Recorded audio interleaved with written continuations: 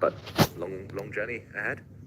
And I think that journey is about to start. At some point, and might be now, we'll get the queen to the center of the board, eyeing not only f5, but b5 as well. You know, queen d7, queen f5 ideas, but also getting the queen closer to the white king. Imagine that queen lands there, then the knight jumps in to coordinate with some attacking prospects with a faraway rook lift getting into the party as well via a6. Yeah, that'd be the reason Magnus hasn't pushed his pawn further to a4. He feels his rook's going to develop anyway, and he doesn't need to push the pawn further. But for now, such an easy plan for white. Move the bishop out of the way, push the f-pawn, roll them forward. Yeah. Noterbeck up and out of his chair for the first time in the day. He's going to be feeling confident. This is a great position for white. Not much risk attached. Not too double-edged. Simple, strong moves. And what a start this would be for Noterbeck Abdusatorov in a best-of-4 matchup against Magnus Carlsen. If you could kick things off with a win.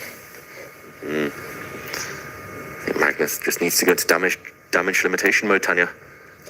You know, despite Noterbeck's score against Magnus in these formats that we touched upon earlier, he does give the feeling that he still doesn't let Magnus get to his head.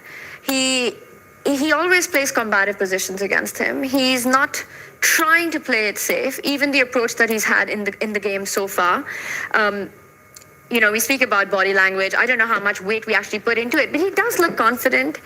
He gives those classic Noterbeck stares to him once in a while. He almost gives me the feeling of like being the assassin on the board. Speaking of Avalon energy.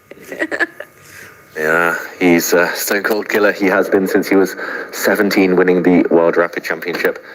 And I mentioned the World Blitz, the two freestyle matches they had last year. He's always had chances, especially in the first games. He tends to fade away. I think falling behind against Magnus, he's never really shown he can come back because he has such an aggressive style. He doesn't want to slowly survive and look for these longer battles. He wants to go for a quick knockout. I love his last move, by the way. Finally, a4. We predicted that one earlier, but most notably, pinning down the black rook for a long time now, defending this pawn. And also notice now that the light squared bishops are off the board, there's only one side who's going to have trouble with those pawns, right? It's the one with a5. It's the one that can be targeted. Meanwhile, a4 feeling absolutely safe. David, I think it was Magnus who said, right, it was in some interview, that out of the youngsters, who do you think has that max killer instinct? And he said Noterbeck Abdusatorov. And yet he chose him.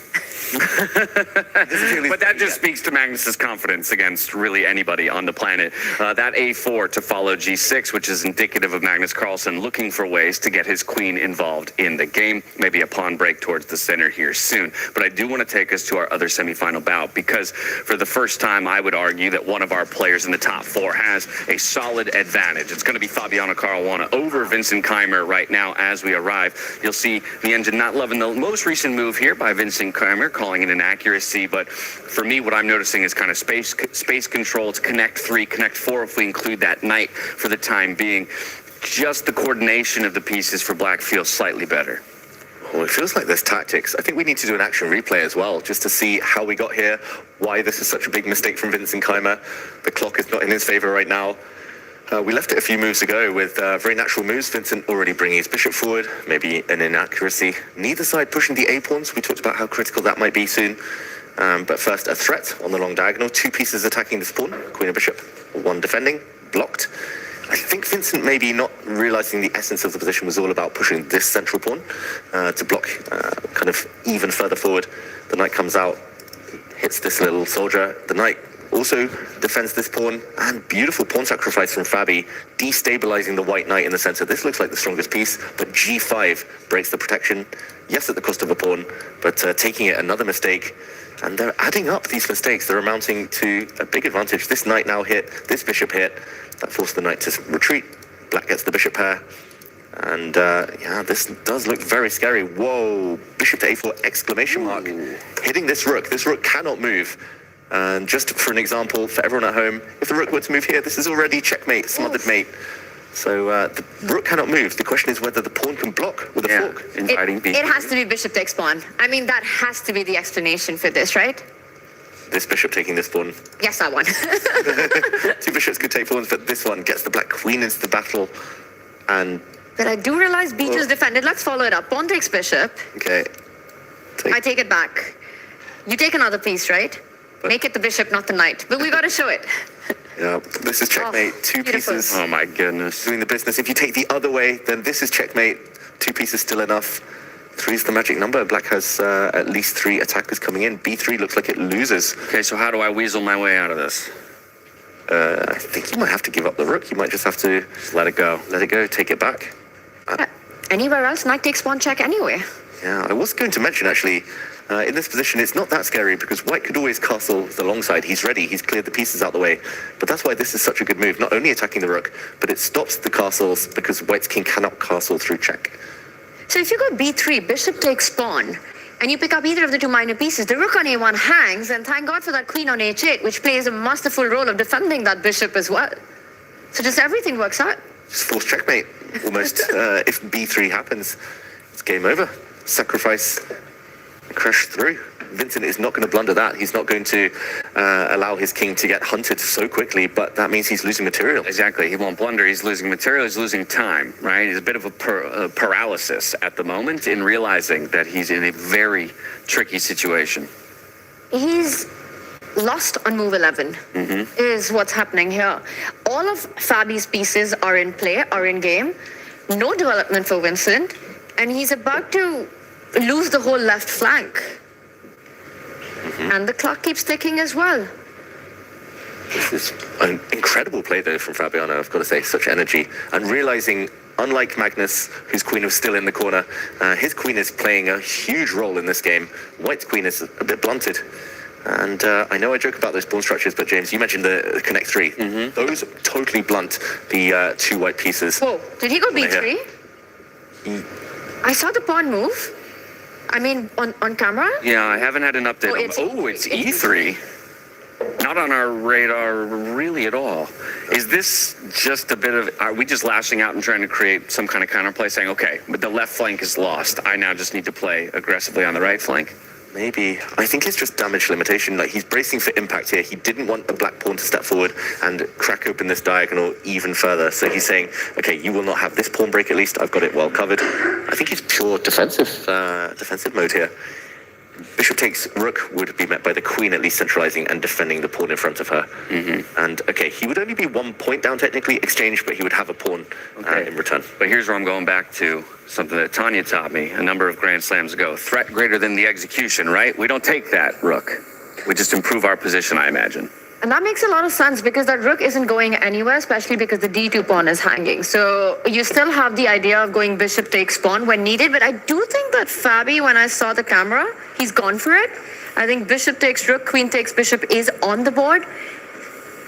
Also makes sense. And now you can continue with improving pieces. Do you still want to play a5? For me, honestly, he does go for a5. He's expanding, not only expanding that rook lift, eventually landing on the b file, adding more pressure on that left side. Now it's impossible for white to castle all the way along to the right flank because there's no rook to castle to get to safety. So he can just continue building the attack. I think g5 for me. David, your first contender for move of the day. Pawn sacrifice, that was a bit of a brilliant one, foreshadowing what has just happened. And to understand moves in advance, that just that one tempo gained gets you such a big attack. Incredible. Fabi, relentless. Yeah, Fabi, I mean, we talk about how he's maybe normally a slow starter, and then this is the portion of the tournament, knockout stages, where he starts to ramp up. If we consider that yesterday he already looked in good form, it's not really surprising to me right now that he's pushing Vincent like this. You know, Fabi was one of the players who he was in a must-win in that final round against Arjun. Yeah. And he made it Who had happen. just beat Magnus. Who had just come from a win against the world number 1. And Fabi made it happen. And you're talking about finding form. I mean, we've spoken that he's Mystic consistent. He's had every single finish but winning a slam last season. You know, time after time finishing on the podium, but just that almost story of Fabiano Caruana. Maybe the stars are saying, you know, when it matters the most, Fabi, this is where you do it. When it's the World Championship. Doing his best to write a different story this time around, getting all of his pieces into the game, right? A5 followed by A4, but that allows the rook to lift itself up into the game, get more involved. Gonna move that rook, surely. King to A2 just feels like a horrible position to be in. Yeah, this is really kind of, it's back against the wall stuff for Vincent. Survival over the next half dozen moves is going to be difficult, let alone in surviving long-term down material. He's getting attacked and he's down points. It's the worst of both worlds here. I wonder what would happen if pawn to b3, that's been on the radar for a few moves. Maybe it's still more sacrifices along this diagonal.